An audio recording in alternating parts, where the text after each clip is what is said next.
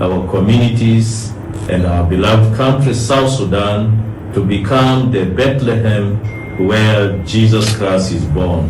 May we allow the newborn child laying in the manger to give meaning to our lives and to the challenges confronting our nation. We pray that in all our celebrations, the spirit of truth, together we open our hearts, our communities, and our beloved country, South Sudan, to become the Bethlehem where Jesus Christ is born. May we allow the newborn child laying in the manger to give meaning to our lives and to the challenges confronting our nation. We pray that in all our celebrations, the spirit of true reconciliation, peace, and joy may be renewed in each of you. May the newborn Christ fill your hearts and homes with his peace and love. We wish you a blessed, joyful Christmas and the New Year 2026 filled with God's grace and blessings. Sounds of the Week on iRadio.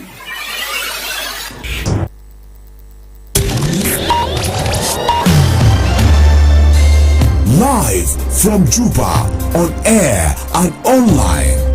This is iRadio News.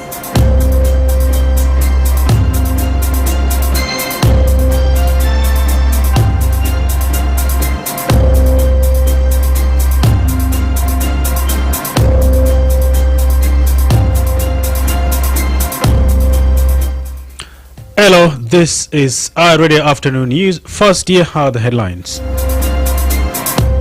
The Archbishop of the Episcopal Church of South Sudan has prayed for peace and reconciliation as the country prepares to mark Christmas.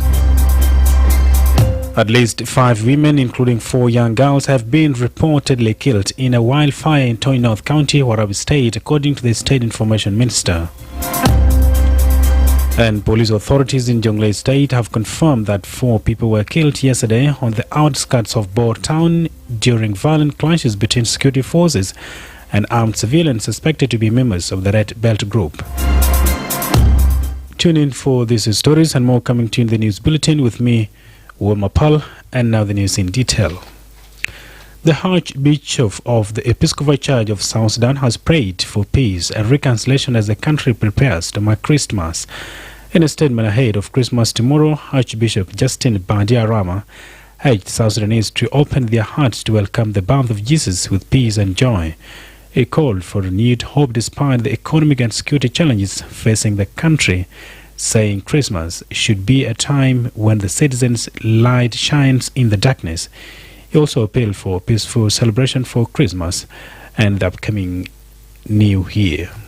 It is our prayer that together we open our hearts, our communities, and our beloved country, South Sudan, to become the Bethlehem where Jesus Christ is born. May we allow the newborn child laying in the manger to give meaning to our lives and to the challenges confronting our nation. We pray that in all our celebrations, the spirit of true reconciliation, peace, and joy may be renewed in each of you. May the newborn Christ fill your hearts and homes with his peace and love. We wish you a blessed, joyful Christmas and the New Year 2026 filled with God's grace and blessings. At least 5 women, including 4 young girls, have reportedly been killed in a wildfire in Toi North County, Warabi State, according to the State Information Minister. Minister Mohamed Bath said the incident occurred yesterday at Quet Village near Warab Town, the capital of Toi North, at 3 p.m. local time. Bath said the victims were reportedly collecting threshing grass when a sudden wildfire broke out in all directions, leaving the women with a little chance to escape. Among those killed were 4 girls and a primary 8 liver, a loss that has shocked the local community. In speaking to iRadio this morning, Minister Bath said 4 other women who were with the group survived the incident but sustained serious injuries.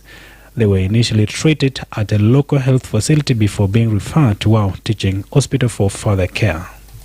I have to confirm on behalf of the government of Warab State that tragic incident occurred yesterday in an area of Kopai, where young ladies from community called Noi went there to cut the grass for construction of the house or of the building. While they were there, fire erupted from all directions.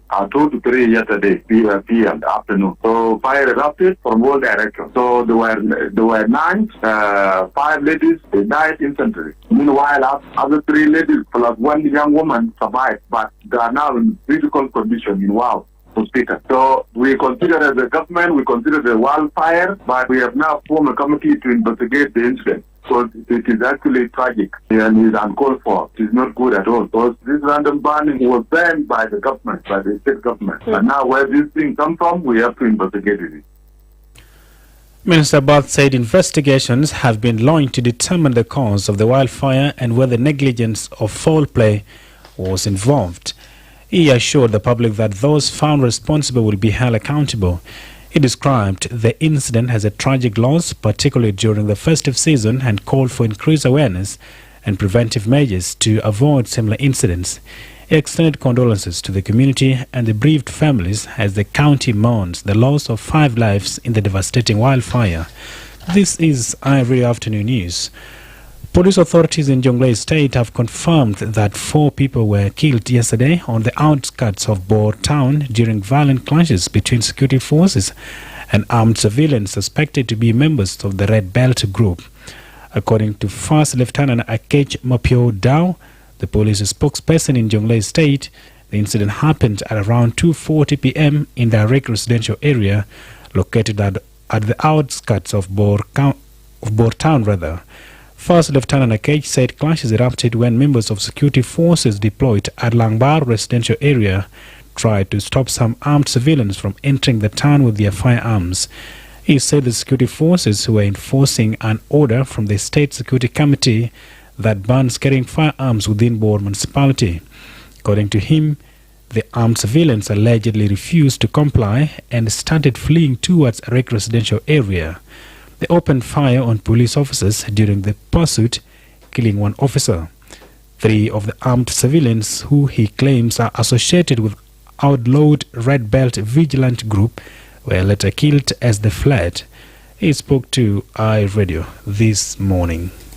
Yesterday, at around 2:47 p.m., the incident happened, and that incident is a recurrent incident. The issue of the Red Belt is within both. So there are some rumors, according to the report. There were some rumors about Red Belt and then entering to this side of war. The security organs were vigilant to combat. Therefore, some of the individuals came in with the arms because already they have an order, which was a resolution from the security committee in the state that there is no movement with arms within Bor town. So these groups entered, they were stopped, they refused, and they were pursued by the city organ. Immediately they went and started checking on our police, getting the police. So they shot on that, and then in the process of a killing fire, some civilians, they say they are civilians, were shot. So that's now we are still trying to find out are they connected with the Red Belt or not. He said investigations have been initiated to further establish the motive of the armed civilians and to confirm whether they are affiliated with the government-designated Rebel Red Belt group. He also called for calm, saying security has been restored and security forces will provide protection to civilians. They are not armed civilians. These are because there's no difference between these Red Belt group and the armed civilians, because these are Red Belts are also armed civilians. So when they were informed that there are Red Belts coming in, we knew that they are Red Belts. So when they came in, and immediately when they were stopped, they refused to abide by the law, and immediately they started shooting on police officers. So we resulted the killing of 1 police officer. In the result of exchanging fire and self-defense, some of the civilians were also shot. 3 civilians. The Red Belt has not responded to the allegations made by the authorities. The Jonglei-based Red Belt Group, which describes itself as a community protection force, has been designated as a rebel group by the Chief of Defense of the South Sudan People's Defense Forces. This is our radio news. The Office of the Senior Presidential Envoy, Adud Salva Kiir, has donated relief items to orphans, returnees, refugees and other vulnerable groups in Rang County as part of a Christmas humanitarian outreach and situation assessment mission. According to a statement from the Office of the Envoy, a delegation from our office delivered clothes, shoes and sanitary towels, among other items, to beneficiaries across the county. The statement added that the delegation also held discussions with county authorities on key challenges facing Rang, including the growing influx of returnees and refugees from Sudan, water shortages caused by dry boreholes, rising water prices in surrounding areas, and increasing crime linked to population pressure. Officials also noted that reduced NGO presence has negatively affected the delivery of humanitarian assistance. The delegation later visited returnee and refugee camps to assess living conditions and humanitarian needs on the ground. The mission concluded with a Christmas event for orphans, including children from refugee families. The Office of the Senior Presidential Envoy said the Rang mission is part of a broader festive season humanitarian initiative, adding that another delegation is currently conducting similar outreach activities in Warabi State to reach more vulnerable communities. Finally, before regional stories and sport, the Acting Director General of Malakal Teaching Hospital says the health facility has been without essential drugs for more than 5 months, leaving patients without access to life-saving medicines. Dr. Gakweth, who is also a medical doctor at the hospital, said the facility is the main referral center for Malakal town and surrounding counties in Upper Nile State. He explained that the hospital has completely run out of life-saving medicines, including drugs used to treat hypertension, diabetes and other long-term conditions. The last batch of drugs was exhausted around September this year. Dr. Kweth said patients continue to visit the hospital daily, but health workers can only write prescriptions without dispensing medicines. I'm talking about drugs. So since we have like 4 or 5 months now, we did not receive the drugs in the hospitals. And then the issue is going to be worse because the incentive himself is the budget consensus was consignment together. So if the support of the hospital is not there, that means the consignment is not going to come. So you maybe have human resource, but if you don't have drugs, this is zero, it's nothing. So now we have challenge of the drugs. We don't have drugs totally. So since September and August, all the most drug that was there was consumed totally. So now patients are coming, but just we get prescribed from them the paper that when they go to pharmacy, there are no any medicines. Even for chronic illness, the medicines is not there. So this is the most challenge that we are facing. He added that the drug shortage is linked to delays in the payment of incentives for health workers who have gone for more than 6 months without receiving their allowances.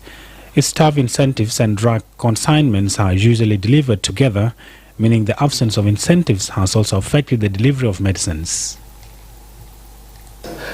Second to that, you have issue of the consignment. We have like 6 months now we did not receive the consignment for Makati Hospital. And third is that this issue of the incentive that, or maybe you add about it. So they have like 6 months now, they did not receive their incentives. Since June up to now, they did not receive these challenges. And the most challenges that the facing Makati Hospital now was. Dr. Kweth also spoke about security challenges in Malakal, which he says have forced many health workers to leave their town, further weakening the hospital's capacity to operate. He noted that insecurity has discouraged some qualified staff from remaining at their duty stations, leading to shortages of experienced personnel at a time when the hospital is already struggling with limited supplies. Malakal Teaching Hospital, which was recently renovated, is the largest public health facility in Upper Nile State and serves as a referral center for surrounding counties.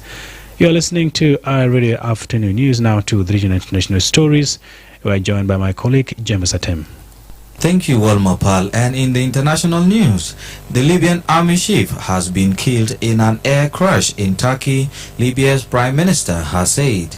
General Mohammed Ali Hakimed al-Haddad was on board a Falcon 50 aircraft flying out of the Turkish capital, Ankara, on Tuesday evening. He was killed along with 4 other military officials and 3 crew members.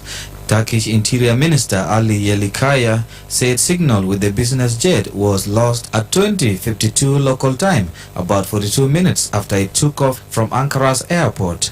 The Tripoli-bound jet had issued an emergency landing request before contact was lost. The aircraft's wreckage was later found southwest of Ankara, and its voice recorder and black box had been recovered. Elsewhere, Venezuela has accused the United States of the greatest extortion at an emergency session of the United Nations Security Council in New York. Washington's seizure of 2 Venezuelan oil tankers was worse than piracy, the Venezuelan ambassador to the UN said. The emergency meeting of the Security Council was called to discuss the seizure of the tankers, which took place off the coast of Venezuela earlier this month. The US has also said it was pursuing a 3rd Venezuelan oil tanker. And finally, Ukraine's President Volodymyr Zelensky has given details of an updated peace plan that offers Russia the potential withdrawal of Ukrainian troops from the east that Moscow has demanded. Giving details of the 20-point plan agreed by US and Ukrainian negotiators in Florida at the weekend, Zelensky said the Russians would respond on Wednesday once the Americans had spoken to them. Describing the plan as the main framework for ending the war, Zelensky said it proposed security guarantees from the US, NATO and Europeans for a coordinated military response if Russia invaded Ukraine again. And that's the end of the regional and international news with me, James Atem. Now back to you, Wol Mapal, in the studio. Thank you, James Atem, for the regional and international updates. And to the world of sport, we are joined by my colleague, Madrama James. Thanks, Wol Mapal. We start with the ongoing African Cup of Nations in Morocco, where Tanzania recorded an opening victory to go top of Group C. 2 goals from Elias helped the Eagles to end their 12 years wait for a winning start at the tournament with a commanding 3-1 victory over Uganda in Rabat. The result sends Tunisia top of Group C on goal differences following Nigeria's 2-1 victory over Tanzania earlier, and Uganda will next face Tanzania in All East African Derby in Rabat on Saturday at 5:30 in the evening, while Tanzania take on Nigeria later that night in Fairs. In the other Group C fixture, Nigeria began their campaign with a hard-fought 2-1 win over Tanzania in rainy conditions in Fairs. The Super Eagles took the lead in 36 minutes through Semi Ajonyi before Tanzania equalized in the 50th minute with a well-worked move finished by Charles Mbwama. Just 2 minutes later, Lukman restored Nigeria's advantage, firing a powerful shot past Tanzanian goalkeeper Foba to secure all 3 points for the West Africans. In Group D, reigning champions Senegal opened their campaign in a style with a comfortable 3-win victory over Botswana in Tangier. Despite torrential rain, the Lions of Taranga dominated the match, with Botswana goalkeeper Poko producing a series of impressive saves to deny Sadio Mane and here earlier on. However, 5 minutes before halftime, Nicholas Jackson broke the deadlock, swapping home Ismail Jacobs across after being left unmarked in the box. The Chelsea striker, who is currently on loan at Bayern Munich, scored his second in the 50th minute with a needed finish before substituting Diaz sealed the win late in the game. Turning to England, Kepa Arrizabalaga was the hero as Arsenal defeated Crystal Palace on penalty to reach the semi-final of the Carabao. The Gunners appeared to win the match in the 80th minute when Palace defender Max scored an own goal while trying to clear an Arsenal corner. However, Palace forced the game into penalties with a dramatic equalizer deep into stoppage time as Maguire reacted quickest to lose a ball in the box. Arsenal eventually trumped in the shootout, with Kepa saving the decisive penalty from Max to send the Northern London club through. These are some of the stories in the world of sports, and back to you, my colleague Wol Mapal. Thank you, Madrama James, for the sport update. And to end this bulletin, here's a quick recap once again.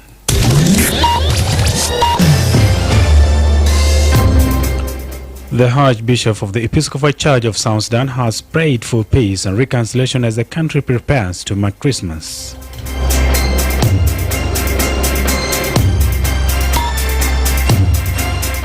At least 5 women, including 4 young girls, have reportedly been killed in a wildfire in Toi North County, Warabi State, according to the State Information Minister. And police authorities in Jonglei State have confirmed that 4 people were killed yesterday on the outskirts of Bor town during violent clashes between security forces and armed civilians suspected to be members of the Red Belt group. That is the end of our radio news. If there is a story or an event you would like our radio to cover or report about, please send us a text message on +211 925 870. It's also our WhatsApp number. Follow us on X at iRadio Juba. Like our Facebook page, iRadio. Subscribe to our YouTube channel at iRadio South Sudan. You can also visit our website and listen to us online, www.iRadio.org. Stay tuned for news in Arabic at 1:30. I am Wol Mapal, wishing you a Merry Christmas. Thanks for listening.